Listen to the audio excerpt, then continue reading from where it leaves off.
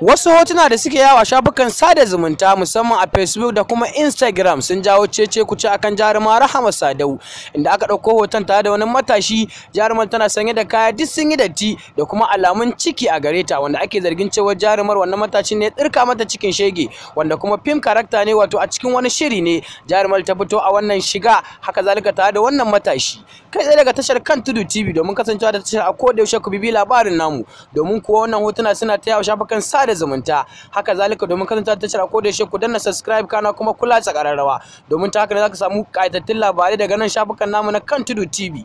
Haka zalika da waɗannan hotuna sun tabbata a cikin wani shirin film aka yi su, wanda kuma ba wani abu ne wanda ya faru na a zo a gani ba. Wannan film character jarumar take yi. Haka zalika kuma mutane suna ɗauka hotuna suna yaɗa shafukan su na sada zumunta kan cewar jarumar Rahama Sadau an samu na matashi ya ɗirka mata ciki, wanda kuma babu gaskiya a cikin wannan batu, domin ko wannan film character ne wanda kuma tsohon shirin film ne tun jarumar tana ɗaukar shirye-shiryen fina-finanta kafin ta koma ayyuka a jihar Kaduna, wanda kuma wannan an yi shi ne tun a baya.